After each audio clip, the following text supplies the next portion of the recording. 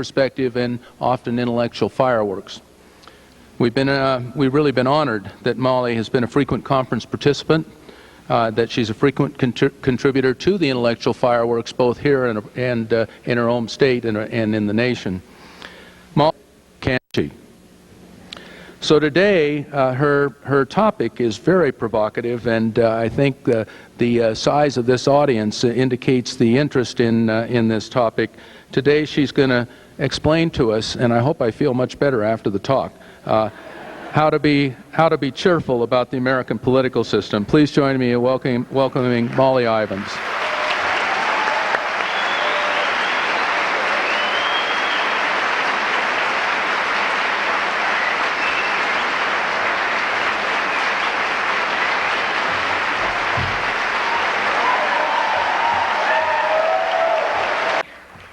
Oh, this is going to be so much fun.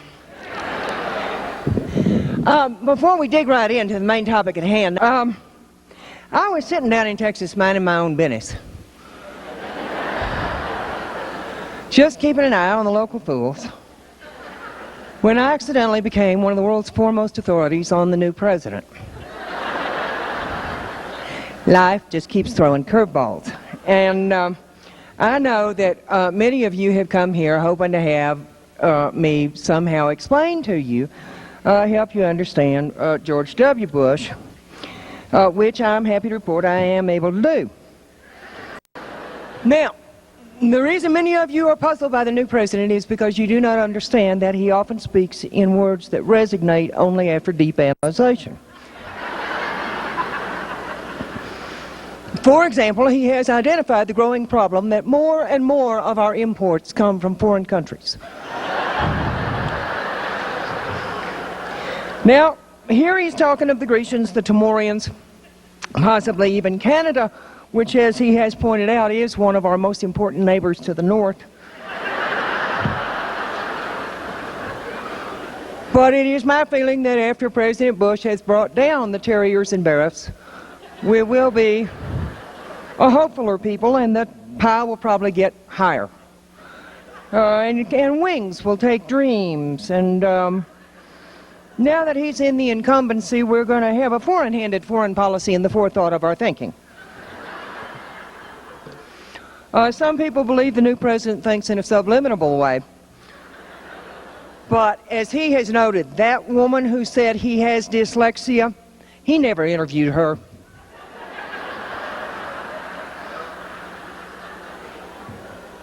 Don't misunderestimate him, he preserves.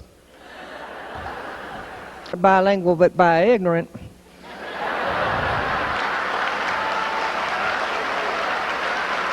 Unexpected ways. And so what I would say to you is that whether you know it or not, you're already political.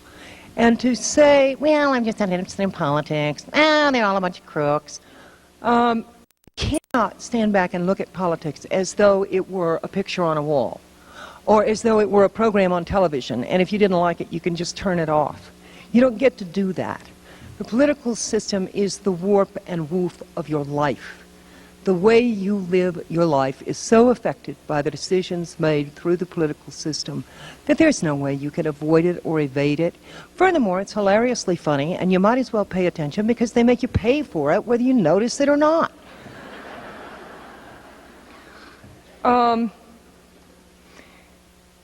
You know, everything from how deep you will be buried. This country is not a matter, it's not run by those people. This really is our deal. We are the owners of this country. We are the board of directors. These fools are just people we hired to run the company for us. And we can fire them whenever we want to. When you think about it, it seems to me that as corrupted and damaged as the democratic system is in this country, when the people rise up on their hind legs and make a hell of a lot of noise, politicians listen to them. In fact, they listen in terror. Politicians as a group are goosey, which is a technical term, meaning they're easily frightened. It seems to me that corrupt and corrupted and damaged as the democratic system is in this country, when the people rise up on their hind legs and make a hell of a lot of noise, politicians listen to them. In fact, they listen in terror. Politicians as a group are goosey, which is a technical term,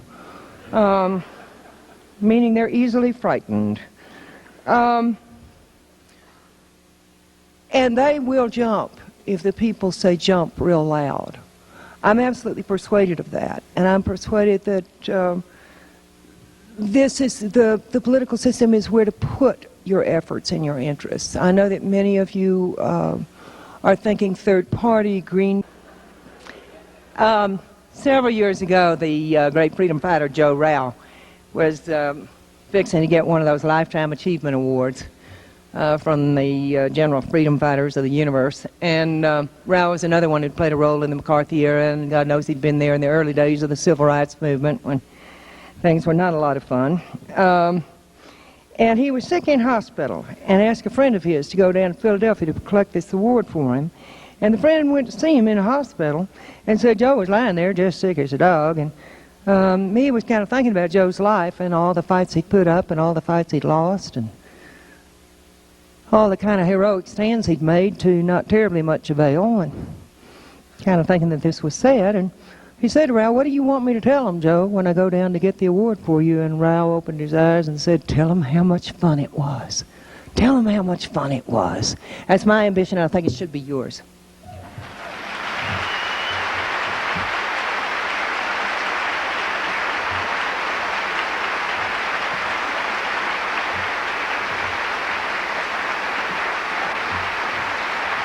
Say that I don't know the answer to that question, but in the pool of those being mentioned by the great mentioner are both Kerrys. Bob Kerry, former senator from Nebraska; John Kerry, senator from Massachusetts; Biden, the candidate I favor, a guy with hair plugs that bad needs support;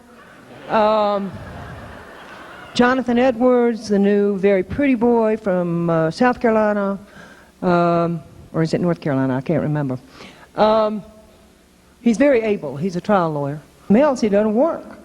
Thank you very much. Let's give Molly a big hand. Thank you so much. That was great. Obviously, they did too. Yeah.